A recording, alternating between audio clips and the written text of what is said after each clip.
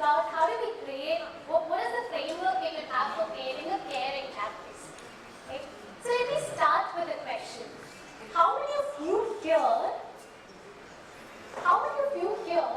lot of educators here, right? So how many of you here feel that the students at your universities, at your colleges are going through some sort of stress? Raise of hands. Okay. Could be because of, maybe I would like to see show of hands, maybe it is because of career confusion, parental expectation, peer pressure. Okay, just leave it up. Okay, time management, less confidence. Okay, I could see a lot of hands. Thank you so much for that. That's true for students as well as faculty also. That's true. That's what I have been hearing from a lot of faculties as well this morning. Thank you for saying that. In fact, so I'm Richa. I'm one of the founders of YourDOST. There's a lot of data, National Mental Health Indian survey data, which says students, 83% of students at Indian universities are going through moderate to extreme stress. This is 2023 data, and this number was 71% in 2015. In just 9 years, okay, that much increase.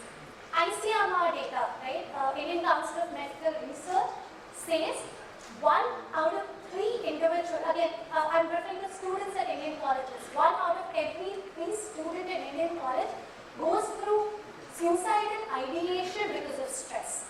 Again, this number was 1 out of 6 in India, right, in 2015. In fact, I personally got interested in this topic because of a personal experience. I studied at IIT Guwahati, and when I was in college more than 15 years back, a friend of mine took her life. And for what? She anticipated maybe she would not get a good placement much before any company had really come to campus. And even at that time, I'm not talking about 15, 16 years back, we had some support system in the form of counselors, psychologists, psychiatrists, but not everybody would go to them. And personally, that's what intrigued me to the subject. I started asking myself, what is that I could have done differently to maybe save or support or to support a lot of people before things get that severe.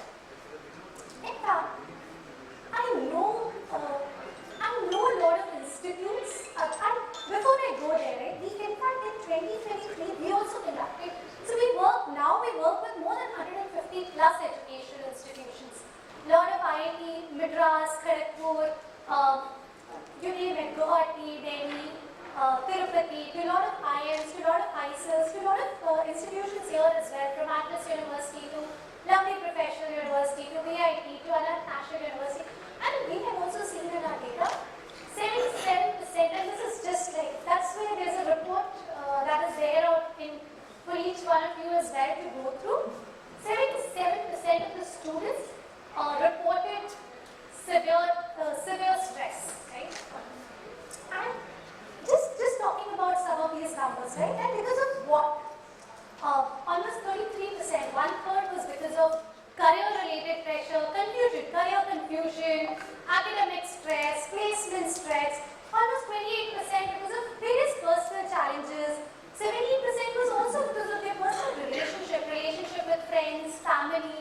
They are at that age group where breakups happen.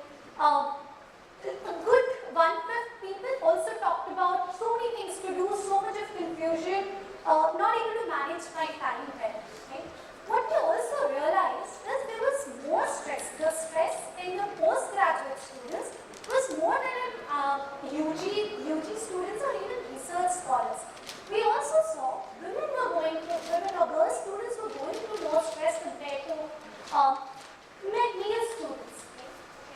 I know there are a lot of educators sitting here. In my 10 years of running YourDOST officially and 15 years of running YourDOST unofficially, I have personally interacted with, if not 2,000 to 3,000 educators, right? And I know that the heart of the institution is at the right place. They are also looking at strategies for holistic development of their students.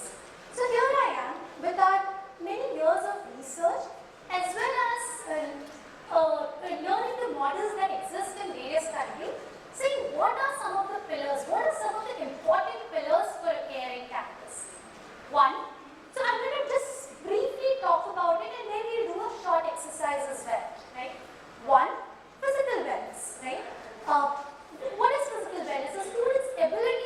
sustain their physical well-being. It could be through you have gym facility or various football grounds or various sports facilities that are there for your students, right? In campus, outside campus, yoga, right? Emotional wellness. It's their ability to be able to manage stress. It's their ability to be able to cope up with day-to-day stressors in life, to be able to manage their emotions, right? The social media, when they go out there seeing on their feeds this is happening, they are not bogged down because of that, right? Exam placement is coming, they are not bogged down by what is the news coming, etc. We have provisions for that, and we have professional support for that. Social wellness, right? An individual's ability to interact with their peers, and not just their peers, their faculty, their staff, their surrounding, right? What is their wellness quotient on their social wellness, digital wellness, right? When we talk about technology is important, it is very, very useful. It's to make our life easy, right? It's not to become addicted to it. It's not to pull us stuff, right? Are we providing those avenues so that students can use technology more responsibly, so that it's beneficial for them rather than the other way around? Vocational and intellectual wellness, right? Do we give them opportunity to explore? Do they have career readiness and so on? Safety, an environment where they feel safe, right? Where from ragging, from sexual harassment and various other things. Do they feel safe in the work, in the space where they are in? Inclusion, an environment where they feel included based on whichever gender they are, whichever caste they are, whichever year they are. I hear that we are masters, that's why we feel discriminated. We are whatever is their status, right? Influence, also addressing the external factors, because in a student's life, every influence is not just about substance, of course. That is one of the big things that we talk about in educational institutions, but also influence of parents, influence of alumni, and of course the influence of substance also. So I'm going to ask you to do a small exercise with me, with just show of hands. It's a self-reflection exercise. I'm not rating here to any educators. I'm not giving any marks. We just want you to reflect and maybe raise your hands with me. This is something you also have in your ObserveNow folder, but the last page is what we are looking at. These are some of the questions that we have put together. I want you to introspect, to reflect on your campus wellness pillars. Can you say for certain these are part of your pillars in your own caring campus? 1. Is your institute equipped to handle mental health emergencies? Okay. It could be a breakdown. Okay, I see some people raising their hands that their institutes are equipped to handle mental health emergencies. Good to see that. Second question. Does your institute offer mental health professionals on campus, online, offline, 24/7 to talk about relationships, career confusion? Okay, great. Good to see some people. Some hands I see again and again. So, are students, faculty, staff trained enough, trained consistently to support each other's as well as students' well-being? Professionally trained. Great, good to see that. Does your institute involve parents? Because they are also very important stakeholders. Does your institute involve parents in recognizing and supporting students' emotional well-being? Good to see that. Are there mandatory courses on emotional wellness like life skills, on substance abuse, on prevention of sexual harassment for some institutes? Okay, good to see that. Does your institute promote responsible digital usage and digital risk and harm? Okay, I see some hands going up. Okay, are there policies in practice to ensure inclusion across gender, across age? Are there systems and processes in place, right? Across various language, religions, abilities. Some of you have that. Okay, good to see. Are there mechanisms to address academic indicators? Is there a linkage between academics and proactive mental health support that you provide? For example, if there is an absenteeism, if there is grades are falling down, are those people being proactively reached out for support? For some institutes they do, okay? Is there a provision for students to disclose mental health needs at the time of joining the institutes?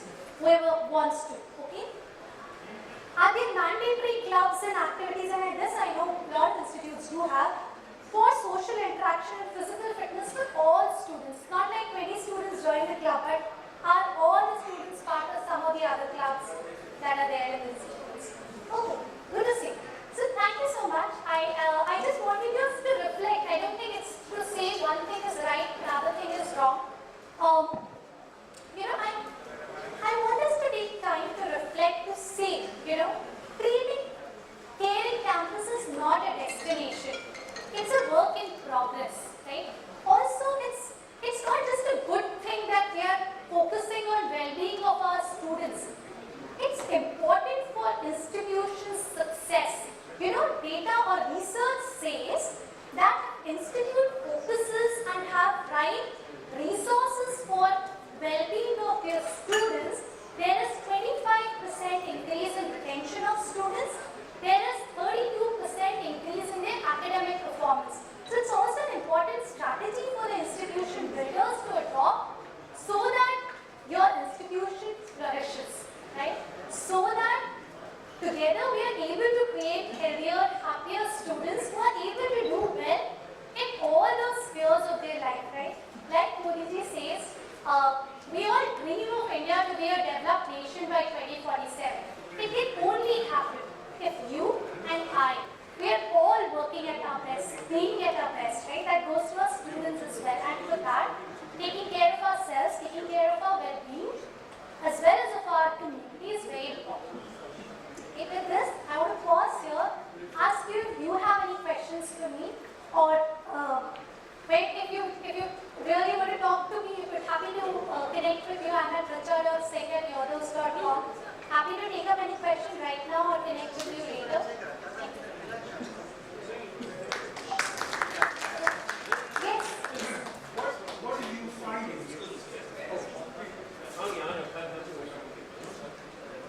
Richa, what are you finding as the top 3 stressors that our students are experiencing right now?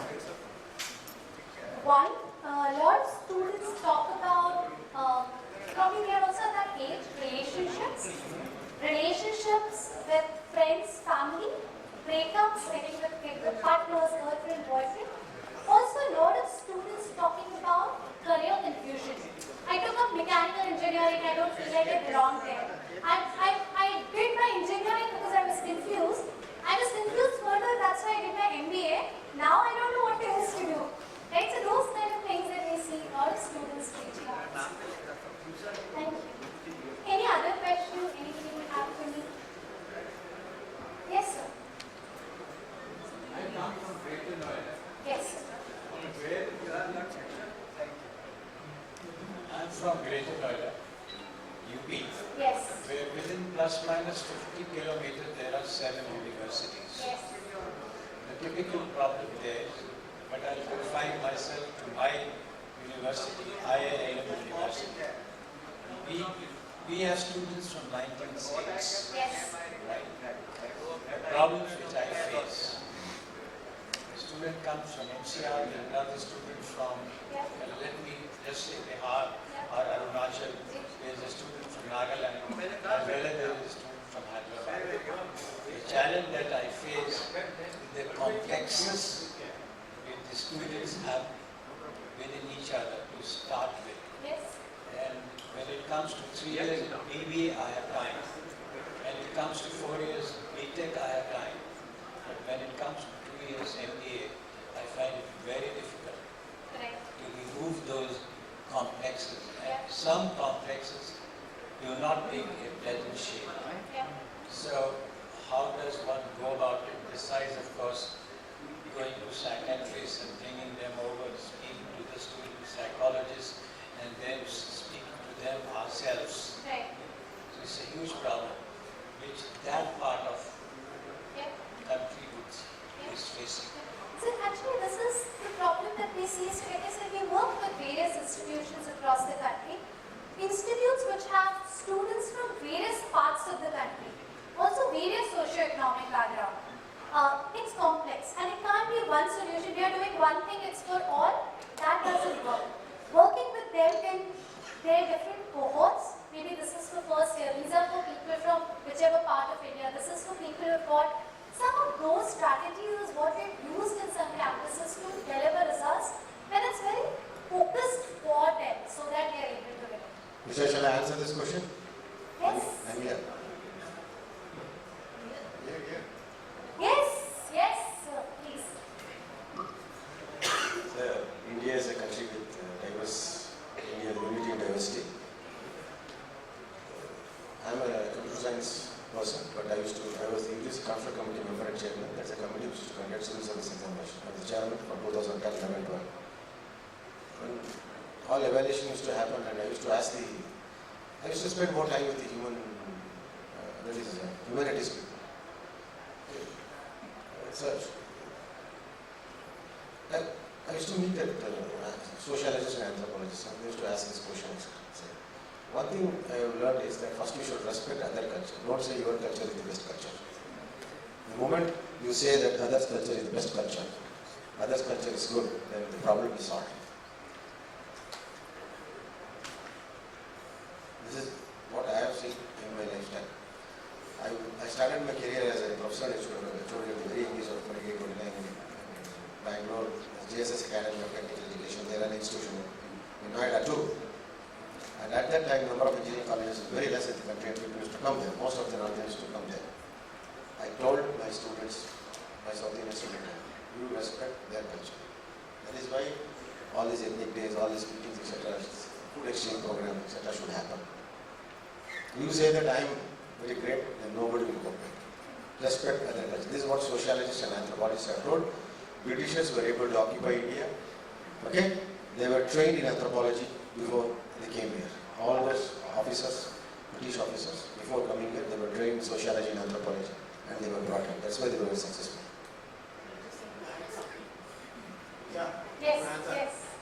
Sir, I have a thank you. You got it and your chair went away. No problem. Oh, In India, people are there to take the chairs. I don't know when Modi's chair will be gone. yes, yes. I'm Professor Kapil Bhatia from Chetna's Institute of Management and Research. Of late, I've been reading a book written by Mr. Rajiv Malhotra, and being different. The book's name is Being Different, and I'll just summarize in one word. It's not about tolerance; it's about mutual respect. So we don't tolerate. When we tolerate somebody, we are showing our, higher status. Yeah, somebody's below us. So I'm not tolerating, I'm mutually respecting. Yes. That's one thing. Right. So just to add to what you said, I think sometimes it's also that I don't want to be disrespectful. It's just that I don't have the vocabulary to be respectful. So I think those sensitization, those awareness becomes important so that a lot of times people don't have that awareness itself. Right? A lot of people from LGBTIQ+ community, for example, it's not like others want to discriminate them. A lot of people don't want. But it's just that they do not have that awareness. They have not seen it.